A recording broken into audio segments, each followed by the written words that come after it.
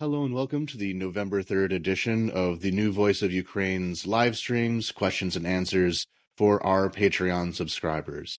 So if you support us, thank you very much. Here is our little treat for you. We talk directly with you. We like to engage. Just yesterday, we put out our newsletter as well. Nearly daily, we put out our infographics. So all the wonderful things you can benefit from as a subscriber to the New Voice of Ukraine. And this week we're joined by Doug Klain, a policy analyst at Razom for Ukraine and a fellow at the Atlantic Council. So Doug, welcome. Thank you very much for joining us today. And can you introduce yourself and the work you do at Razom? Absolutely. Thanks for having me. It's always great to chat with NV. So I'm the policy analyst for Razom for Ukraine. Razom is a U.S.-based nonprofit, started in 2014, doing humanitarian and medical assistance for Ukraine. And after the full-scale invasion, we really went through quite a change, going from bringing in maybe a couple $100,000 in donations a year to 88 million in 2022. And so we dramatically scaled up the humanitarian and medical assistance that we do in Ukraine. But we also created an advocacy team here in Washington, D.C., dedicated to making sure that Ukraine gets the aid that it needs from the United States to win. So I work on the advocacy team here in Washington. We advocate for pro-Ukraine policies and legislation with the mission of helping Ukraine win as soon as possible. We have some full-time lobbyists who lobby on behalf of Razom, and we have public engagement team that works out across the U.S. to educate and inform Americans about why Ukraine's victory is in their interest. So I support this team as the policy analyst, kind of an in-house think tanker, helping to shape our messaging and figure out what are the top priorities that will make the biggest impact for Ukraine today.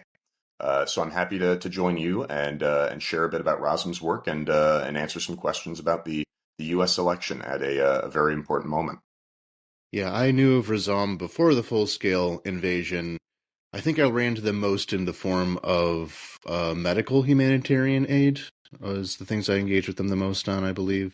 But yeah, after the full-scale invasion, Razom has really become, I think, the most active advocacy group in Washington for the Ukrainian cause. So very, very important considering the delicate political situation in Washington at all times for everything. So we'll jump right into the questions now. And the first part about it is, well, what are some of the particular policies that Razom has really focused on, we'll say, within the last year? Like, what has been the serious focus? What do you knock on the most doors about? What do you make the most meetings for? Yeah, absolutely. So there's a lot of critical issues in the U.S. when it comes to supporting Ukraine. Where we spend a lot of our time is working with Congress and working to make sure that the flow of military assistance continues, that Ukrainian soldiers have the bullets, the weapons that they need to defend Ukraine and to push the Russians back. So we started this year in the middle of our campaign to pass the big supplemental appropriations bill, that big $61 billion package that finally passed in April.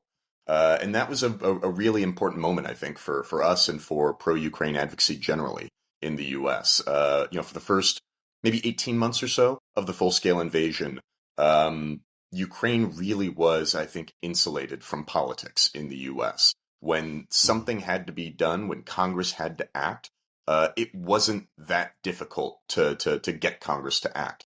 And as we were gearing up for the 2024 U.S. elections, politics started to seep back in, and Ukraine started to be treated a bit more like other issues are treated in Washington. And that is to say, a lot more politically.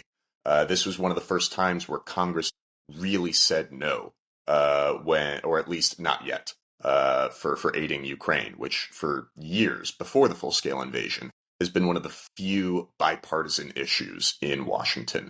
And so for Razom, in some ways, we were kind of trying to throw everything at the wall that we could to figure out how can we get this supplemental aid package to move forward? can we try to depoliticize it? How can we try to answer any questions that members of Congress have, allay any concerns they have, share the reality of really excellent oversight of aid, to share the reality of anti-corruption work in Ukraine, to share, that Europe is indeed pulling its own weight compared to the U.S., that especially with that delay from the package, Europe for the first time took the lead in sending more military assistance and aid to Ukraine than the U.S. had. And finally, we did have that break in April when Speaker Mike Johnson finally brought the supplemental aid package to the floor.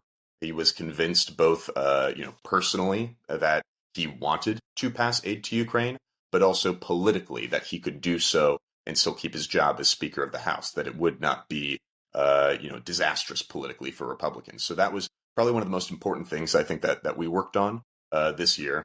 After that, some of the other campaigns that we've worked on have included the Let Ukraine Strike Back campaign to get the Biden administration to lift restrictions on weapons that Ukraine can use to fire into Russia.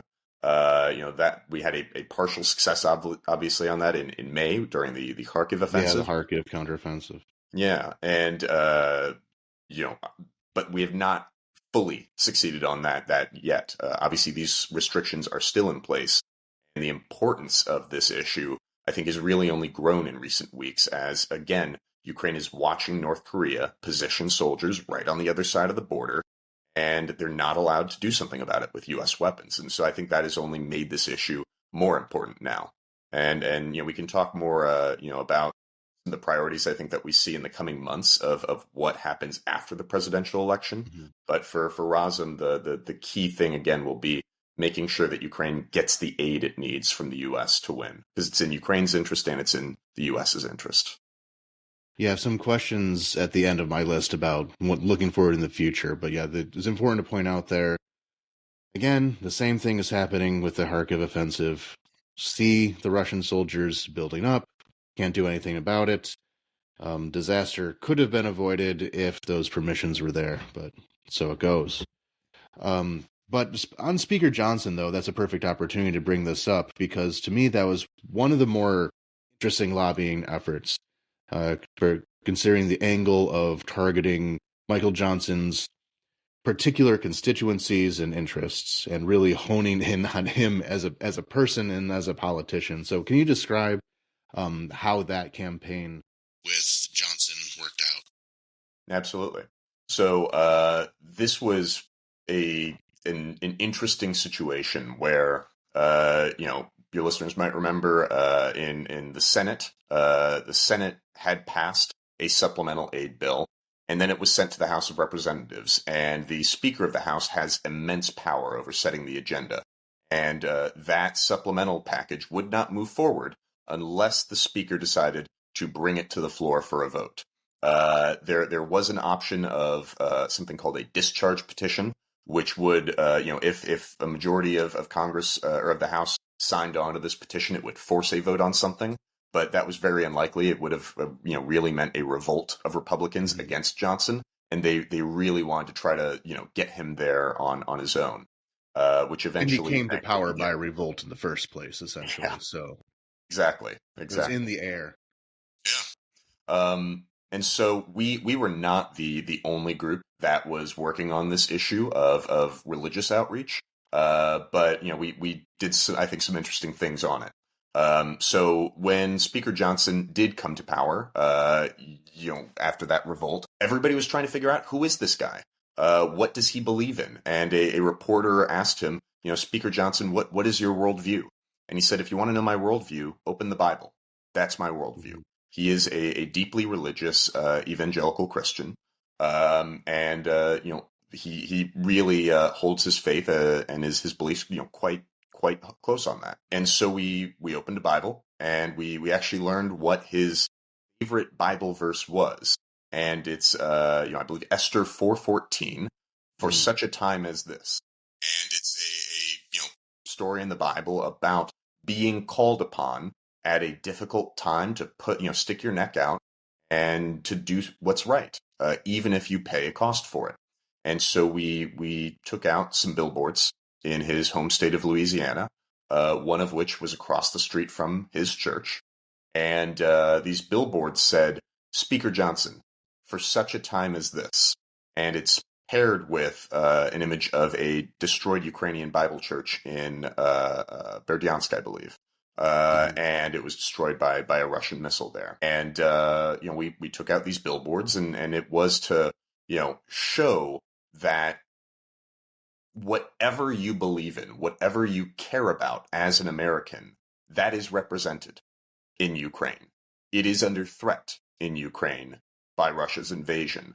And for, if you're an evangelical Christian, your fellow evangelical Christians in Ukraine are being targeted disproportionately by the Russians. We've heard these horrific stories about how in the temporarily occupied territories, evangelical Christians are sometimes picked out by FSB, by the Russians for persecution, and specifically for their faith, because in this twisted worldview that many of the Russians have, evangelical Christianity is the American religion, and these must be American spies.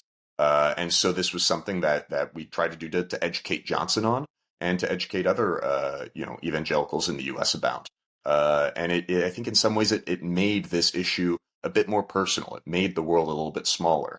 Now, again, we were not the only ones that were advocating on this and that were trying to reach out to Speaker Johnson on this issue. But we did it in some interesting ways. Another thing that we had done in Louisiana at the time was we brought in a basketball star. We're a bunch of people in Washington, D.C., and we can't just walk into somewhere in Louisiana and say, hey, we're from out of town. Come listen to us. Let's chat about Ukraine. We're outsiders there. So we found a guy named Roman Rubchenko, who played for the Louisiana State University basketball team back in the 90s, I believe. And he actually took over a scholarship that was held by Shaquille O'Neal before he went on to the NBA. And he's from Ukraine. He came and played at the LSU basketball team, which, that is something that is, real celebrity for people in Louisiana. If you played on the LSU basketball team. And, we brought him to Louisiana, and he was able to walk in and have credibility with folks to say, I'm not some stranger. I lived here, played on the LSU basketball team. You know me. Let's talk about Ukraine, because it does matter for you here in Louisiana. And that was something that really helped us to reach out to different communities and constituents of Speaker Johnson and help show them that this was a key issue for them. Mm-hmm. Yeah, just as an aside, that is one issue that I was reporting on for, I think, a while. Like, one thing that came up that few people understood, I think, was Protestant Christians were the first group targeted by Russia, more or less. Igor Girkin, during the occupation of Sloviansk, executed 3 Protestants right off the bat. So that was definitely a core issue that was being underutilized until Razom and the others kind of figured it out. So go into what are some of the other difficult parts about lobbying for Ukraine, and I'll kind of tie that in with the question of what are the main kind of hesitancies that people have for Ukraine support, and I'll do tie that in even further of how do you answer what those hesitancies are. Yeah. One thing I'll start with, I'm not a lobbyist. We do have lobbyists on our team. I kind of help to support some of their work, but I am not a lobbyist. I think when it comes to some of the challenges that we have in the U.S., one of the key things here is that generally Americans do support Ukraine. You ask them, should Ukraine win? Yes. Should the U.S. help Ukraine win? Yes. Should Vladimir Putin lose? Absolutely. Like, that's not controversial. What's difficult is prioritization. That is where, especially in an election year, Ukraine doesn't rise up to the top of the list of what people are most concerned about. Economics tend to be much more of a pressing issue. Am I able to put food on the table? What's the price of gas for my car? And even there, we do have opportunities for advocacy to say, well, look, some of these price issues that you might be thinking about every day, Ukraine still matters here. Though, Russia's invasion is destabilizing global markets, is raising the price of food, is raising the price of gas. Whatever it is that you care about, it is still linked to Ukraine. If you care about climate change and ecocide, my God, there's no better case of ecocide than in Ukraine. And so that's how we try to overcome these things, to show that whatever you care about, it is still represented here. I think this conversation is taking place 2 days before the U.S. presidential election, and this is a really great example of where, unfortunately, Ukraine has fallen down on the list of priorities, quite literally in Washington, where whatever thing is being discussed as, we need to pass more aid for Ukraine. We need to lift weapons restrictions. We need to advance certain kind of legislation or work on transferring Russian state assets to help Ukraine. Everything is on hold until after the election. And it's because that's the key focus for members of Congress, for politicians. They don't want to do something that, might help the other side. And especially where they don't want to take a vote or do something that might inadvertently hurt them for their own constituents. That's been a serious fear for members of Congress, especially on the Republican side, that if they are seen as too pro-Ukraine, they're not America first, they're Ukraine first. And that's an accusation that, some Republicans have gotten from, members of their party that are further to the right. And even here, we have another opportunity for advocacy. And this is something that I think our team has tried to emphasize a lot to Republicans. A really important fact is that after the April supplemental aid vote, every member of the House of Representatives who was a Republican who voted for that supplemental package in April went on to win their primary election. Then that's, these for, viewers maybe in Ukraine that aren't as familiar with our strange election system, that's before the main general election in November. There's a separate election that's kind of intra-party of, multiple Republicans competing to be the nominee for the Republican Party, and same for the Democrats to then face in the general. And in those primaries, you might get a challenge from somebody who is playing to the base really, and doing something that is seen as more bipartisan, more centrist. That's a lot more difficult. Every Republican who voted for Ukraine was not, they went on to win that primary. They did not pay a political cost for supporting Ukraine. Their voters still sent them back as the nominee. And that's a really important thing for us to highlight going forward, that, it was not an albatross hanging around your neck to support Ukraine. Maybe it's even an asset. Yeah, I wrote something after the last midterm elections 2 years ago that more or less the people who were super anti-Ukraine, 2 years is a long time in politics, but 2 years ago, at least, it tended to be that the people who were more extreme anti-Ukraine were seen as more extreme in other ways as well, and therefore did not get the election outside of some particular areas where the party was so strong that anyone would win. So this one goes into kind of strategies. So does the work at Razom deal more with direct contact with politicians or public campaigns? Where's the priority on that? That's a great question, and the answer is both. So this is kind of a look inside the hood. We have our Razom advocacy team that's here in Washington, and in that team, there's two kind of sub-teams. One is government affairs, and it's made up mostly of full-time lobbyists who are walking the halls of Congress, meeting with members of Congress, pushing for pro-Ukraine legislation and policies. And then there's another team called public engagement. And that is, while government affairs is advocating in Washington, public engagement is advocating everywhere else. And so they're doing community events in Pittsburgh. They are, tabling at farmers markets. They're doing billboards. They are, doing micro grants for smaller, local pro-Ukraine organizations around the country. We can't be everywhere at once, but there are people around the country that are advocating for Ukraine, and we can kind of lift them up and help support their work.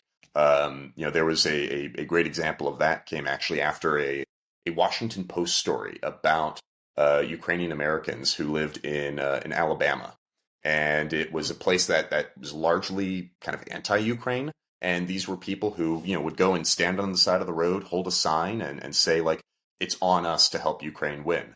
And we saw this story and we reached out to them and we said, hey guys, you're doing incredible work. What do you need to keep doing it? And they said, look, we want to go and like table at farmers markets, but we don't have enough money to buy a table. We don't have enough money for a banner. And we said, okay, we'll get it. Keep doing your work. Keep advocating and reaching out to people in your community, and we'll just help and give you some of the tools that you need to keep doing this great work. I mean, that's something that I think we've really found is that across the U.S., I mean, there are many people who believe in Ukraine's cause, who feel it personally and want to do something about it. And that's been one of the key stories, I think, of the last 2.5 years of people across the U.S. are really getting to know Ukraine in a way that they didn't before. And of course, it's happening under tremendously difficult circumstances. But everybody knows about Ukraine now. Yeah, Alabama is one I didn't really think of. Interesting. Well, I mean, everyone's everywhere, but the Ukrainian American community is more associated with New York, of course, Pennsylvania, Ohio, Illinois, I think are the larger ones. Yeah. Yeah, there's a great organization in Arizona called Cactus and Trizob. I mean, it really is like everywhere. Yeah, That's the yeah, I can awesome thing picture about that. Yeah, it. the Yeah, graphic design came into my brain as soon as you said it. it's a good one. Yeah, that's genius. Um, so we kind of talked about this before, but a follow up to that one with these public campaigns and how they can shape public opinion. What is the state of public opinion in the U.S. and what ways can it be changed? What are the stories that people really listen to? I think is a good way to expand on that one. Yeah, that's a good one. So, I mean, in terms of the state of public opinion when it comes to Ukraine, it's actually been relatively consistent. I mean, the majority of Americans do support Ukraine. The majority of Americans want to see Ukraine win and want to see the U.S. help expedite that. We do see a deepening, I think, partisan split. Um, you know, really, the overwhelming majority of Democrats are pro Ukraine. With Republicans, it's been slipping a bit. And that's something that I think really has been driven by the election. It's been driven by elite cues. We talked about these electoral incentives that I think Republican members of Congress and politicians are really feeling. And that, I think, has really been a key driver of Republican public opinion generally. And that's been one of the reasons why it slipped because of these, it's not kind of emerging from Republican thought leaders and politicians the same way as maybe it does on the Democratic side. But that's something that could shift depending on how the election goes. And I'm sorry, there was a second part to your question.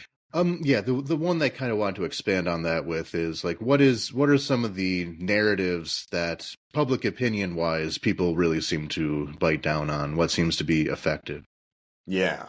Well, and this is it depends on who you're talking to. And our team that works in Congress, they've found that different arguments will really be impactful with different members of Congress.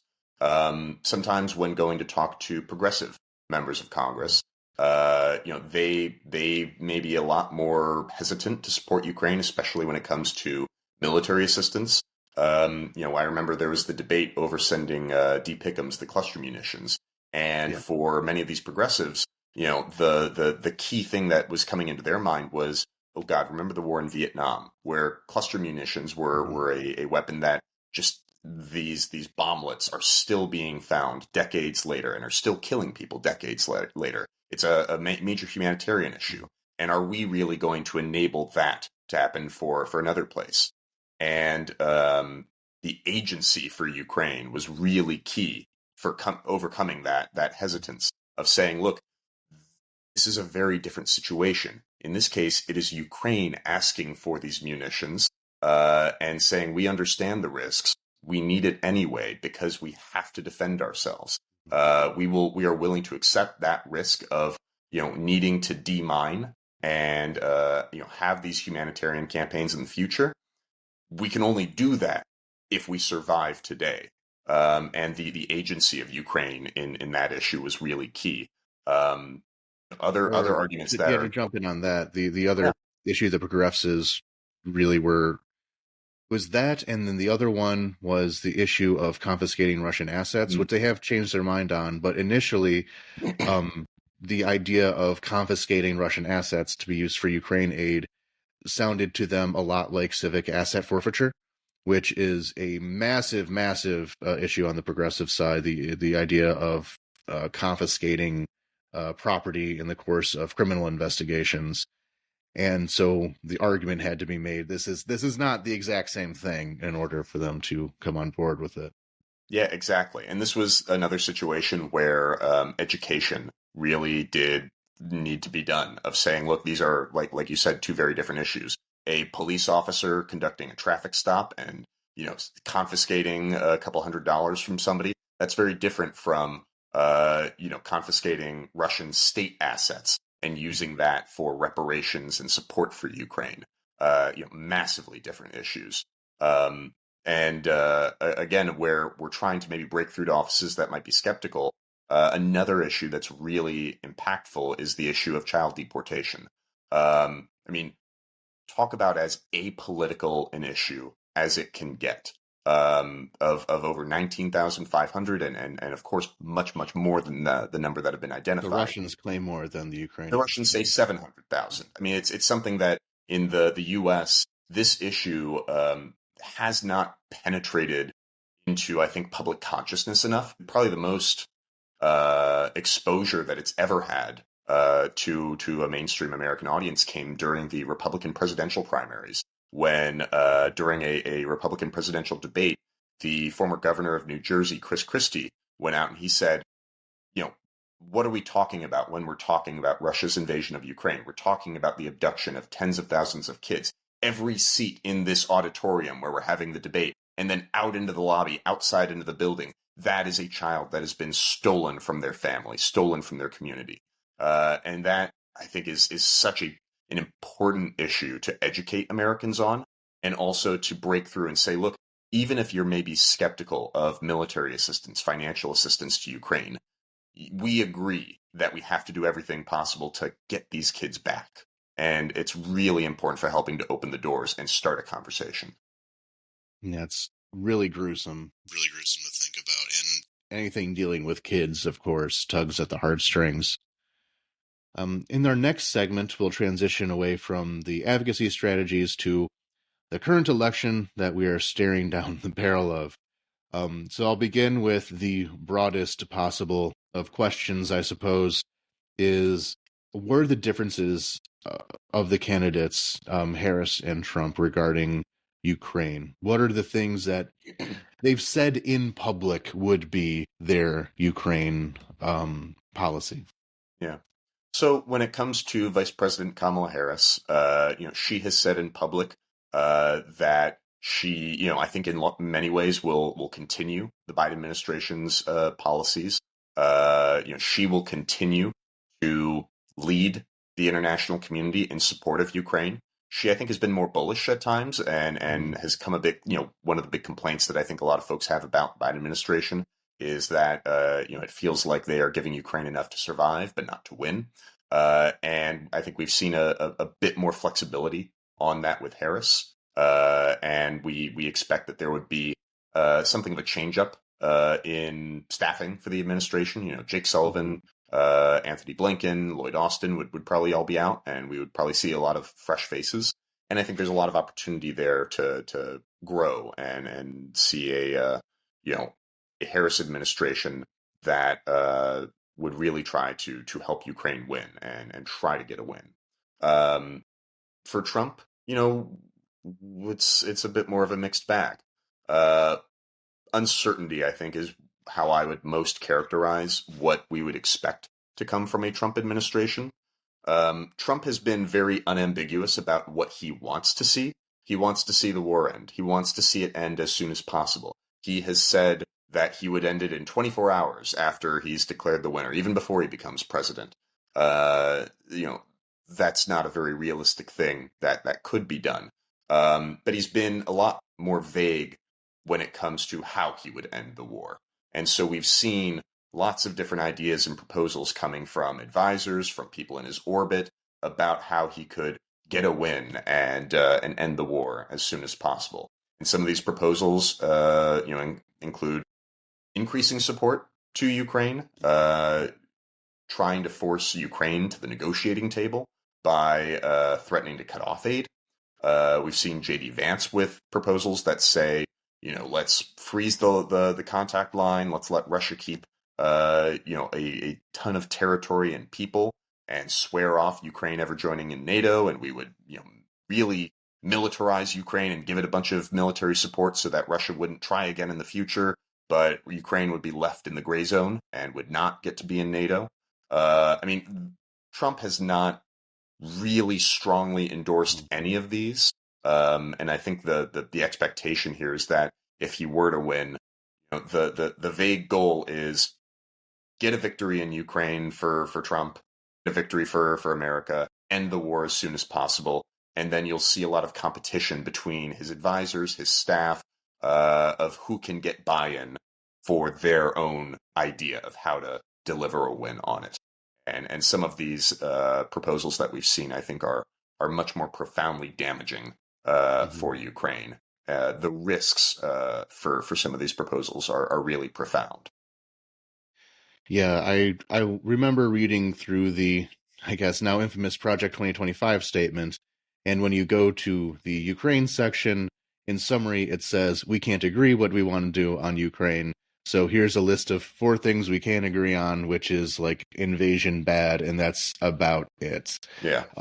So there was no consensus on the Ukraine issues within the Republican Party to really give a great answer on that. It's all competition, who in the court will get to make their petitions the loudest. This is one that really makes me think, though, and that's not just looking at the presidency, because this election is not just the president. The Senate is, of course, up for grabs. Congress, there's a new Congress every 2 years, and that's a rotating selection of people that can change out pretty rapidly. So looking at the down ballot, are there any congressmen or senators who can be called real friends of Ukraine that are running right now that maybe we can give a boost to?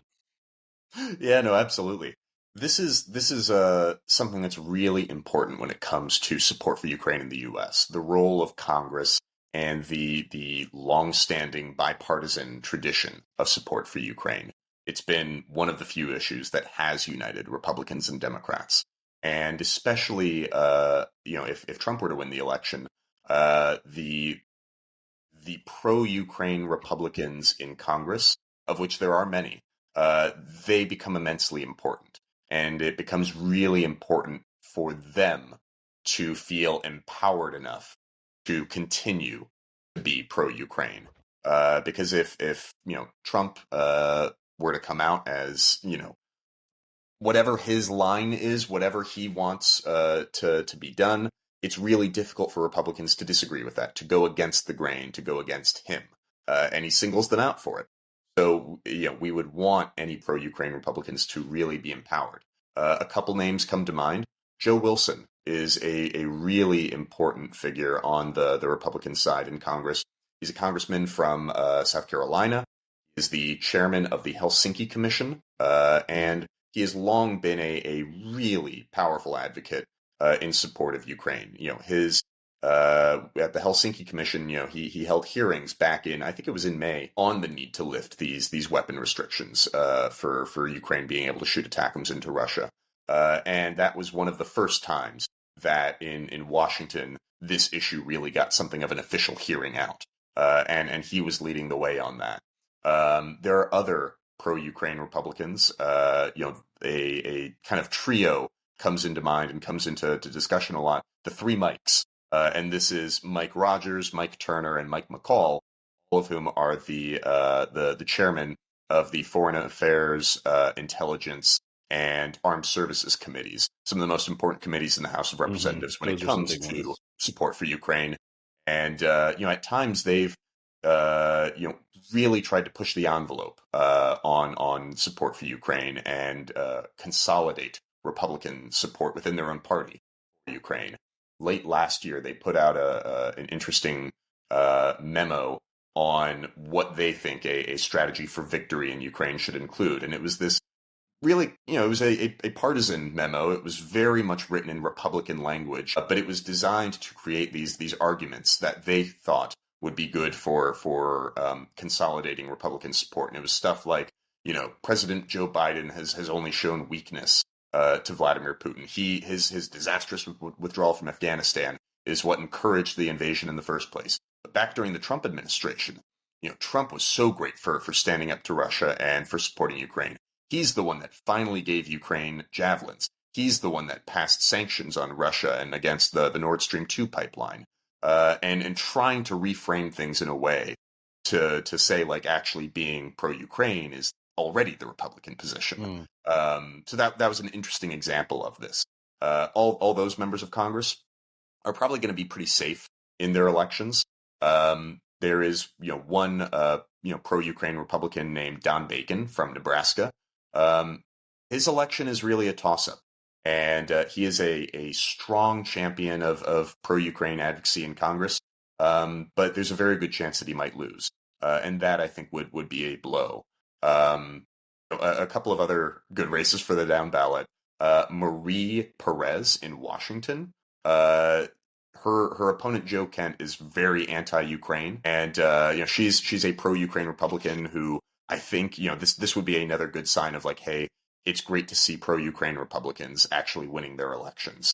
Anyway, these are kind of running through a couple of members of the House. Yeah, and the House was really where things were locked up anyway. They call the National Conservative Caucus is much stronger in the House than it has been in the Senate. It has really been dragging their heels on any kind of Ukraine aid. I guess the flip side of that question is who are the people running or who are more on the anti-Ukraine side? Yeah. So I think everybody is familiar with people like Marjorie Taylor Greene, who, I think a lot of folks like to refer now to the Freedom Caucus as the Putin Caucus, because they have been so vocal in their opposition to Ukraine aid.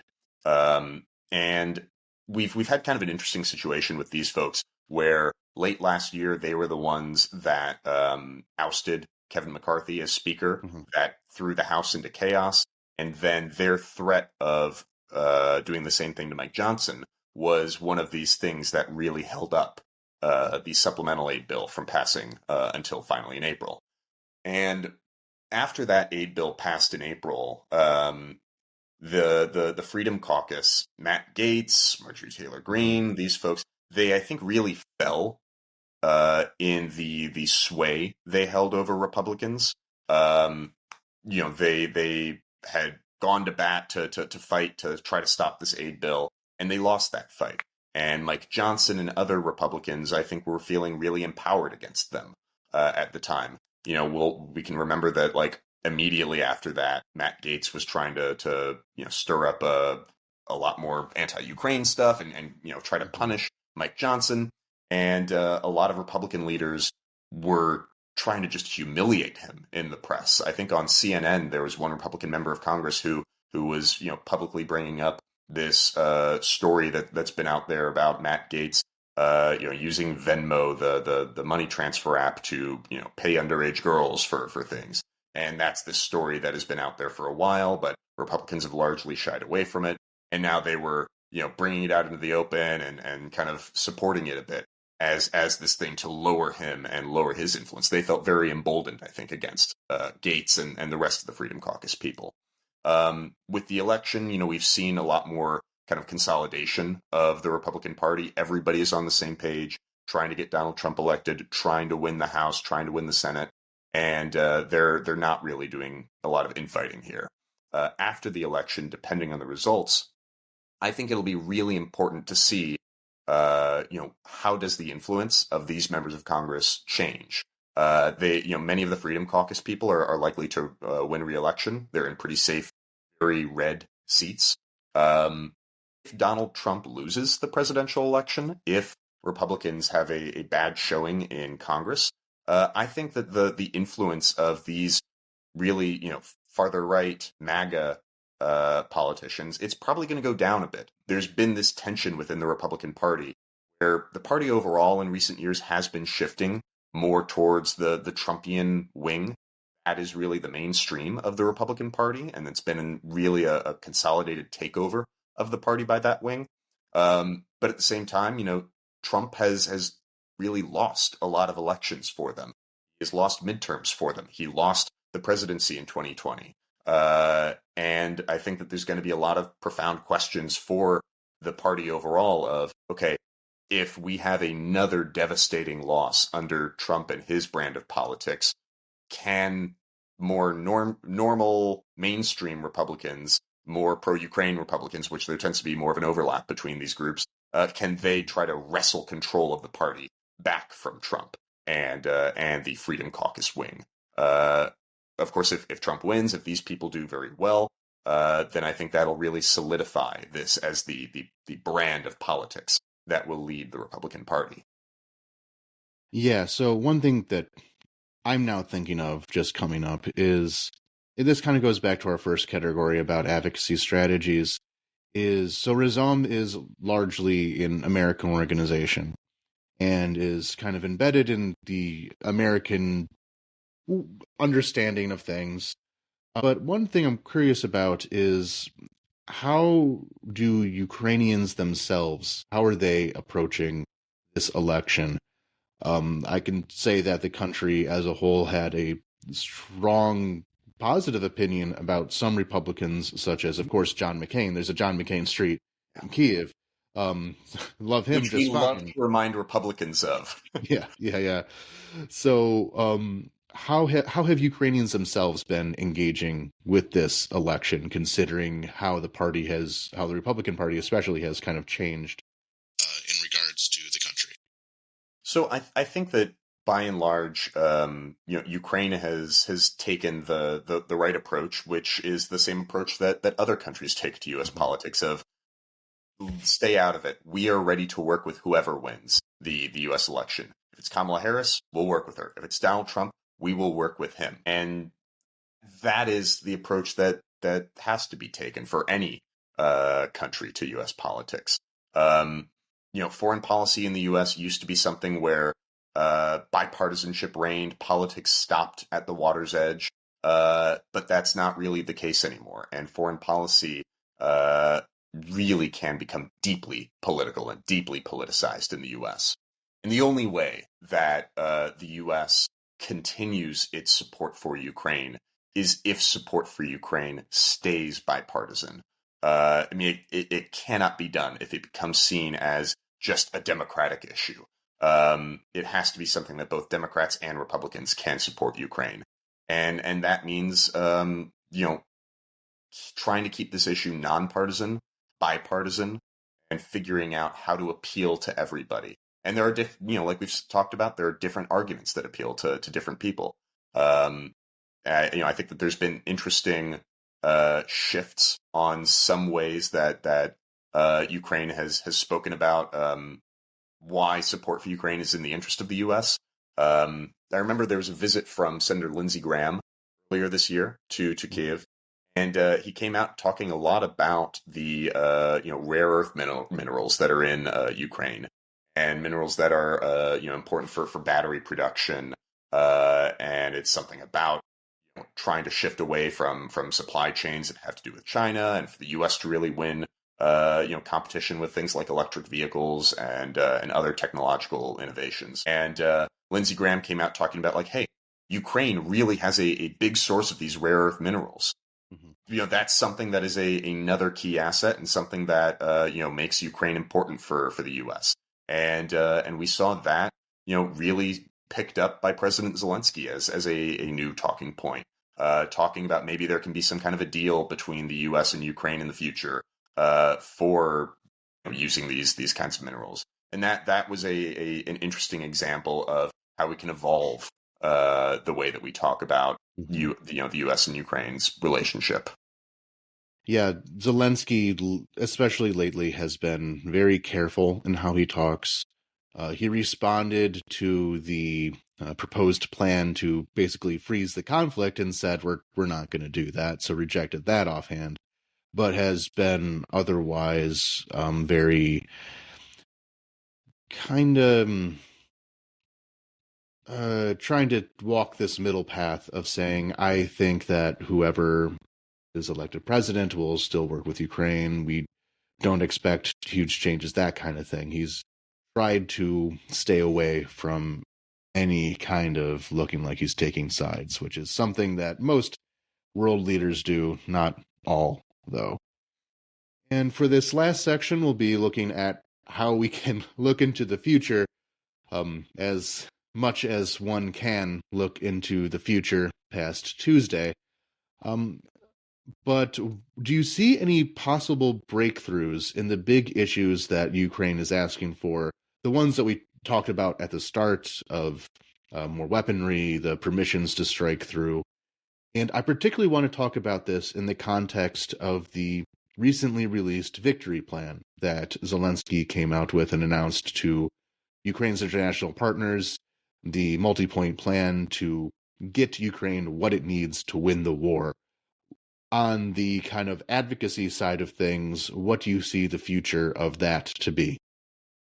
So after the U.S. election, like we talked about before, a lot of these issues when it comes to supporting Ukraine have just been put on ice for the U.S. for the last month or two, especially. And the outcome of the election, I think, really will determine what's possible to accomplish during this period between the end of the election in November and the start of the next presidential term in January. And it's called the lame duck session, where for once in the U.S., politics is kind of removed. We've just gotten over the election, and members of Congress, the administration, can do things without really having to care about the politics of it. It's a time of great hope and possibility for what can be done.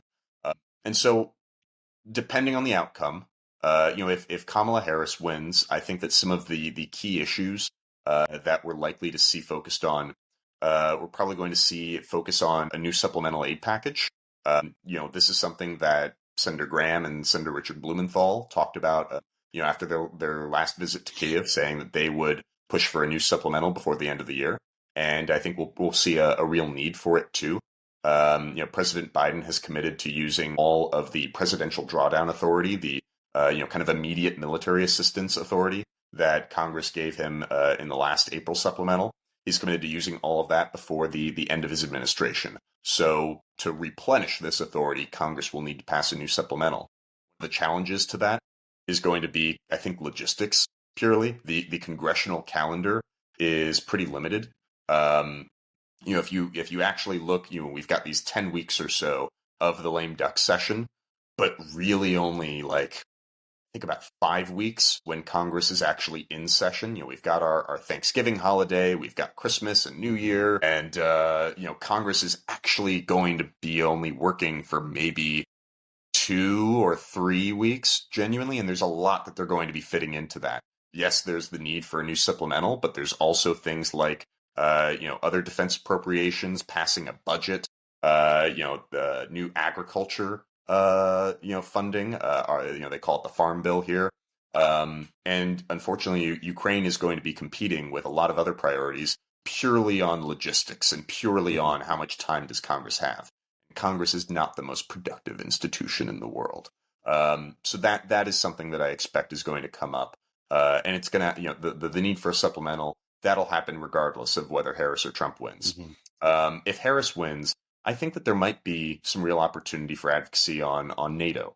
This is something that is key to President Zelensky's victory plan, and I think everybody remembers the push for an invitation for Ukraine to join NATO at the Vilnius summit and again at the Washington summit this year, and both of those summits did not end in an invitation for Ukraine. President Biden, there's been some interesting reporting in recent weeks about his mind on this issue starting to shift potentially. I remember it was 3 weeks ago or so, after the meeting between President Biden, Schultz, Macron, and Starmer, and there was a really interesting report in the French newspaper Le Monde saying that actually coming out of this meeting, President Biden seems to have, in principle, dropped his opposition to an invitation for Ukraine to join NATO. And it seems like there's a bit of this debate happening internally inside of the Biden administration. And I think, again, in this report from Le Monde, they were citing some anonymous European diplomats saying that for Biden, if Harris wins, then there really might be an opening for pushing for Ukraine to be invited to join NATO, or at least for the U.S. to publicly support this, and then try to get other allies on board. So I think that's something that we'll be watching very closely to see if there's an opening for that. If President Trump wins, I think that one of the most important things is going to be shaping how the incoming Trump administration and the Republican Party overall thinks about Ukraine. At the end of the day, I don't think that they are intrinsically opposed to aiding Ukraine. Like we've talked about, there is the Marjorie Taylor Greens and these people that spread conspiracy theories, and they are there. I think that generally when we're looking at an incoming Trump administration, there isn't necessarily an intrinsic opposition to Ukraine. And this is what we're seeing in these kind of debates that are playing out between potential Trump advisors of trying to say, look, here are the things that matter for helping Ukraine win. This is in our interest. It's in our interest as Americans. If you believe in America first, then this is something that is still compatible with what you believe. And a really great example of that, I think, was former Secretary of State Mike Pompeo. He had written an interesting piece in the Wall Street Journal advocating for his vision of an America first Ukraine policy. And it included things like getting Ukraine into NATO as soon as possible, surging military assistance to Ukraine, expediting Ukraine's accession to the EU, making sure that Russia isn't able to just lock in territory, because that will only invite future wars of aggression, both from Russia and other authoritarian countries. And that was an interesting example of saying this thing that we all know and believe, but reframing it and rephrasing it to be a bit more compatible with the language of MAGA. And so I think that's something that is really going to be an important priority if Trump wins. Because we understand that there is going to be this debate. Trump has said, I wanna get a win here. I want to end the war as soon as possible. What does that mean, and how do you define it? And our last question here will shift to the more economic aspects. So the preamble to this is that at the beginning of the full-scale Russian invasion, there was the hope that the use of economic sanctions, cutting Russia off from SWIFT, that kind of thing, would render the Russian economy incapable of supporting a long-scale war. That obviously did not happen. There were workarounds to the sanctions. There was a lot of, say, exporting to Kazakhstan, which was just a stealth way of exporting to Russia. And we have not really heard much of increased sanctions at all, but is there anything in the works of the American political sphere, whether it be on the floor of Congress or just even white papers, of ways that we can kind of go back to that original plan of harming the Russian economy through sanctions, through anything like that? Is any of that on the table? Yeah, I mean, this is one of the real challenges of the way the U.S. Does sanctions. The U.S. government, it literally doesn't have the resources invested in itself for conducting a really large-scale sanctions regime. The individual agencies and bureaus responsible for sanctions oversight and enforcement, places like OFAC and IBS, BIS. These offices don't always have the staff required to oversee all of this. The sanctions themselves aren't updated as frequently as they should be. There's been some really interesting work from a lot of experts. One that comes to mind is the Committee for Freedom in Hong Kong.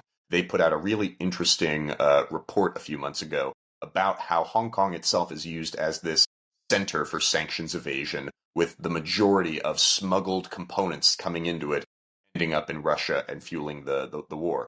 And it's part of how Hong Kong itself has been just allowing shell corporations and LLCs to they get sanctioned on Monday, and then on Wednesday they re-register and change their name and keep doing the same thing. And the U.S. comes out and sanctions something, and it might be months before they catch up and realize that a name of a place has been changed. And that's one of these things that really is a need to update. There are plenty of white papers out there. There are plenty of reports about it. But it's just something that hasn't, I think, been prioritized by Congress. Congress needs to pass new appropriations to literally fund sanctions enforcement in the U.S. government. And the U.S. needs to, I think, have more political will too, to crack down on a lot of these companies, to crack down on third countries that are enabling sanctions evasion. This is something that for the Biden administration, especially, they have not always been willing to go out on a limb and upset allies, upset other countries, and cause diplomatic breaches over an issue like this. Hopefully, whatever the next administration is, they'll have a bit more of a tolerance for flexing their muscles when it comes to sanctions. Because this is something that when we talk about truly defeating Russia's invasion, it doesn't just mean military support for Ukraine, doesn't just mean winning on the battlefield. It has to be the full spectrum. It has to be breaking the Russian economy, breaking the Russian war machine through sanctions, and also enabling Ukraine to use long-range weapons to literally break these factories and these supply chains. So I hope that we will see some progress on this. Certainly in any other big legislation that Congress may be working on that'll help Ukraine, like a future supplemental, like the next defense authorization bill. Those are legislative vehicles where I think we could see new measures on sanctions.